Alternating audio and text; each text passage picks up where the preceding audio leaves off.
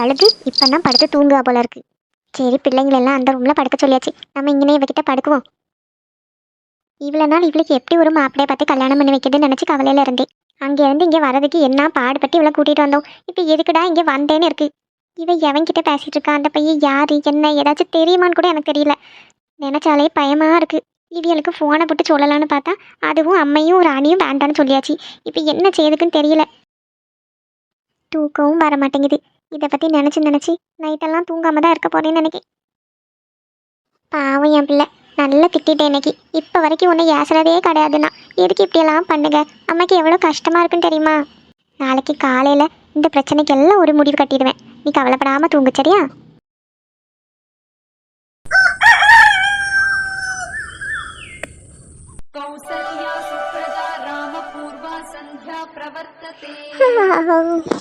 காலையில எந்திரிச்சு ஒரு காஃபியை குடிச்சாதான் அன்னைக்கு நாளே தொடங்கின மாதிரி இருக்கு.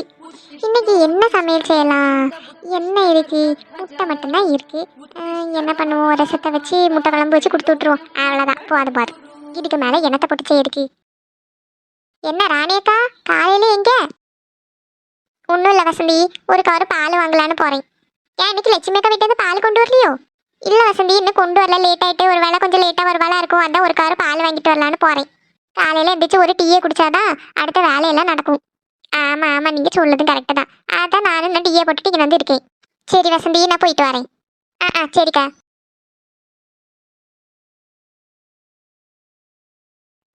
மாமா, அடடே வா ராம், என்ன காலையிலே வந்திருக்கால இருக்கு. வா உக்காரு. அது இது ஆதியை கொஞ்சம் பார்க்கணும், அதான் பார்த்துட்டு போகலான்னு வந்தேன். ஒரு முக்கியமான விஷயம். ஆதி உள்ளதான் இருக்கான்னு நினைக்கேன். எந்திரிச்சிட்டான், பின்னாடி ப்ரஷ் பண்ணிட்டு தான் இருந்தான். சரி நீ இங்கே இரு, நான் அவனை போய் கூட்டிட்டு வரேன். இருக்கட்டும் மாமா, பின்னாடி தானே. அவன் வரட்டும், நான் வெயிட் பண்ணுங்க. ராம், வா மக்களே, என்ன காலையில வந்திருக்க? ஒன்றும் இல்லாதே, ஆதியை கொஞ்சம் பார்த்துட்டு போகலான்னு வந்தேன். ஆதியவா? அவன் இப்பதான் பல்ல தேய்ச்சிட்டு பின்னாடி காஃபி குடிச்சிட்டு இருக்கான். நீ வேணா அங்கே போய் பாக்கியா? சரிங்க, நான் அங்கே போய் பார்க்கேன். சரிம்மா. ஏங்க, இன்னைக்கு ஒரு 11 மணி போல இவளுக்கு சத்யாவுக்கு காலேஜ் அட்மிஷன் காண்டி போயிட்டு இருக்கோம். யாரெல்லாம் போறீங்க ராணி?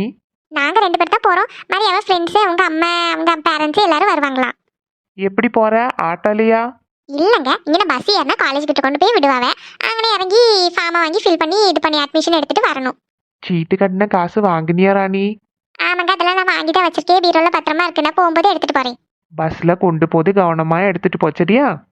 சரி சரி. சரி, எனக்கு ஒரு டீ போட்டு எடுத்துட்டு வாங்க. சரிங்க, எடுத்துட்டு வரேன்.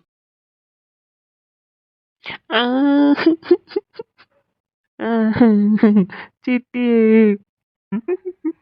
சின்ன பொண்ணு, இப்ப எதுக்கு இப்படி அழுதுட்டு இருக்க? ஆமா சின்ன பொண்ணு, இப்ப எதுக்கு நீ இப்படி அழுதுட்டு இருக்க காலையிலே? அக்கா, என்னக்கா ஆச்சு? ஏன்க்கா அழுதுட்டு இருக்கீங்க? சித்தி, இன்னும் ஒரு வாரம் இங்க நின்றுட்டு போ சித்தி. என்னங்க தனியா விட்டுட்டு போவாத. அதான பார்த்தேன், இவன் இதுக்கு தான் அழுதுட்டு இருக்காளோ? சின்ன பொண்ணு, எங்க வீடு இங்க ஒரு 2 தெரு தள்ளி தானே இருக்கு. உனக்கு எப்ப வேணுமோ வண்டி எடுத்து எங்க வீட்டுக்கு வர வேண்டியது தானே? ஆனாலும் நீ இங்க நின்ன மாதிரி இருக்காதுல்ல சித்தி.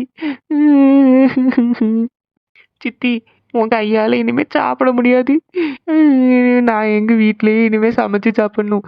சித்தி, நீ இங்கே ஒரு வாரம் நின்று. வேண்டாம் வேண்டாம், நீ இங்கே நின்னுடி என் கூட.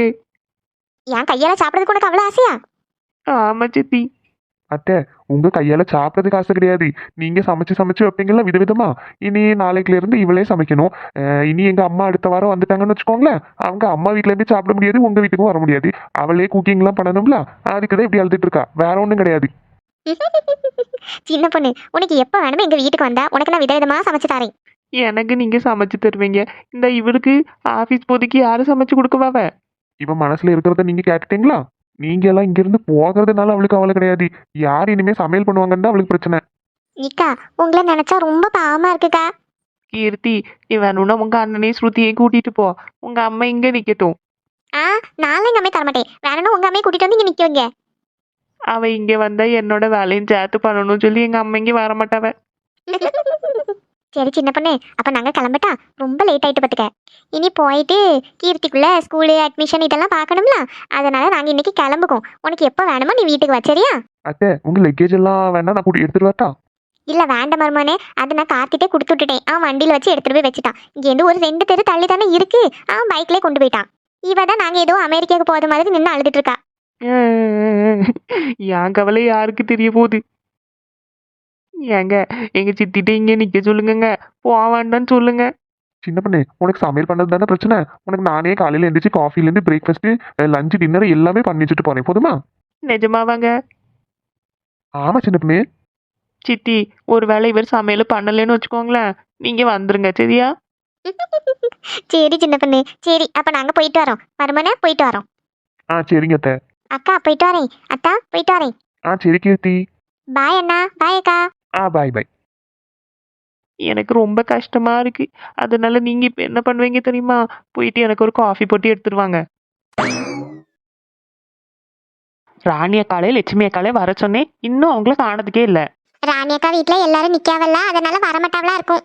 இல்ல இல்ல, நான் ஃபோன் பண்ணப்ப சொன்னவ வாரேன் அப்படின்ட்டு. சின்ன பொண்ணு, என்ன விஷயமா வர சொன்னேன்னு சொல்லு. அவங்களும் வரட்டு, அப்புறம் சொல்லுங்க. வீட்டுல இருக்க பிரச்சனை போதாதுன்னு இவ்வளவு வேற ஃபோன் பண்ணி வாவான்னு கூப்பிட்டு இருக்காளுவோ. எதுக்கு கூப்பிட்டான்னு தெரியல. வாங்க ராணி அக்கா, உங்களுக்காண்டி தான் வெயிட் பண்ணிட்டு இருக்கோம். ஏன் சின்ன பொண்ணு வர சொன்ன? வீட்டுல ஏகப்பட்ட வேலை கிடக்கு சின்ன பொண்ணு. வீட்டுல எல்லாரும் நிக்காவல்ல. ஆமாக்கா, எனக்கு புரியுது. ஆனா இது ரொம்ப முக்கியமான விஷயம், அதனாலதான் வர சொன்னோம். சரி, என்ன விஷயம்னு சொல்லு சின்ன பொண்ணு. உமா, உடம்பு இப்ப எப்படி இருக்கு, பரவாயில்லையா? ஆமாக்கா, இப்போ கொஞ்சம் பரவாயில்ல, பாத்துக்கிடுங்க. சரி சரி, வீட்டுல எல்லாரும் நிக்காவல்ல, அதனாலதான் எனக்கு அங்கே வரவே முடியல. நீ எதுவும் நினைச்சுக்காத உமா. பரவாயில்லக்கா. ராணி அக்கா, லட்சுமி அக்காலையும் ஃபோன் பண்ணி வர சொன்னேன், இன்னும் காணும். அவ நம்மள மாதிரியே சின்ன பொண்ணு.